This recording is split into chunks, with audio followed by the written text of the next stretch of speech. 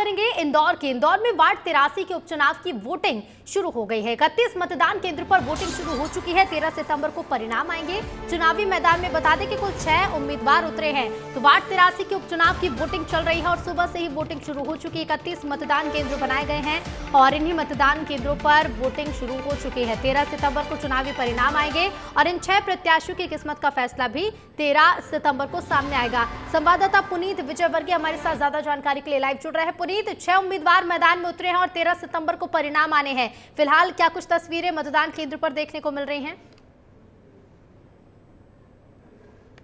जी देखिए, हम मौजूद है गुमास्ता नगर के एक बूथ पर, जहां पर सुबह से ही लगातार मतदाता मतदान करने के लिए पहुंच रहे हैं और कई सारे मतदाता हमारे साथ भी मौजूद है। खास बात यह है कि कांग्रेस के प्रत्याशी विकास जोशी और बीजेपी के प्रत्याशी जितेंद्र राठौर भी हमारे साथ मौजूद है और मतदाता भी, हम सबसे बात कर लेते हैं। सर, आज मतदान क्या है, आप लोगों ने क्या कहेंगे, क्या मुद्दे पे मतदान? सब लोकल मतदान है तो लोकल मुद्दे पे ही रही की बातें। सुनियोजित विकास, ये जो टुकड़ों टुकड़ों में विकास होता है वो नागरिक की परेशानी है बहुत। सर, आप क्या कहेंगे? बस विकास तो होना ही चाहिए, लेकिन तरीका होना चाहिए, प्लानिंग होना चाहिए। क्योंकि आप जब रोड बनाते हो तो सारा सिस्टम पहले टेबल पे तो लाया है कि इसमें ड्रेन लाइन डालना है, टेलीफोन लाइन डालना है, इलेक्ट्रिक लाइन डालना है। कुछ नहीं, आप खोद देते हो रोड, बाद में आपका ड्रेनेज वाले आते हैं, फिर वो नई रोड को काट देते हैं। भाई ये तो हमारा टैक्स का नुकसान है, आपका क्या नुकसान है बताइए?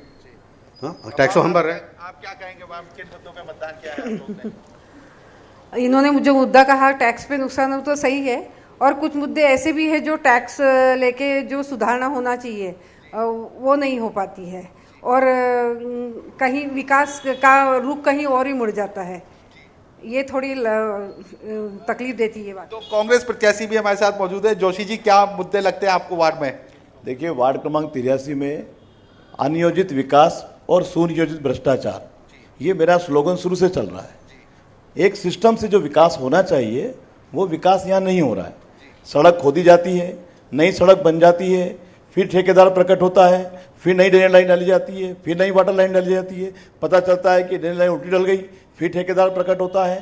तो ये टोटल जो टेंडर प्रक्रिया बार बार होना, इससे ये बिल्कुल साबित होता है कि यहाँ पर सुनियोजित भ्रष्टाचार हो रहा है। बीजेपी प्रत्याशी भी राठौर साहब, सुनियोजित भ्रष्टाचार का आरोप लग रहा है। लंबे समय से बीजेपी की महापौर हैं, बीजेपी के पार्षद रहे। आप क्या कहेंगे, इस बार सुनियोजित भ्रष्टाचार होगा कि विकास होगा? भाई साहब, विकास भारतीय जनता पार्टी विकास करती है और विकास करेगी। अभी क्या है कि कांग्रेस के पास कोई मुद्दा नहीं है।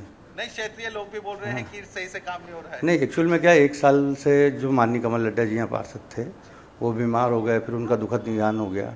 उस वजह से थोड़ी सी चीज़ें अस्त व्यस्त हुई है। पर ये जो भ्रष्टाचार वाला मुद्दा बता रहे हैं, ये तो इनकी मन की भड़ास है, क्योंकि वो अब खिसियानी बिल्ली खबर नोच रही है, वो मामला है और कुछ भी नहीं है। तो देखिए, ये तो बयानबाजी हो गई, लेकिन स्थानीय लोग अपने मुद्दों को लेकर मतदान करने के लिए पहुंच रहे हैं। कांग्रेस और बीजेपी प्रत्याशी भी अपनी बात रख रहे हैं। अपने अपने मुद्दे लेकर लोग पहुंच रहे हैं और इसी को ध्यान में रखते हुए पुनीत मतदान भी कर रहे हैं। अब देखना होगा कि 13 सितंबर को कौन इस मतदान को जीतता है और किस प्रत्याशी को जनता ने चुना है। फिलहाल शुक्रिया पुनीत आपका तमाम जानकारी के लिए।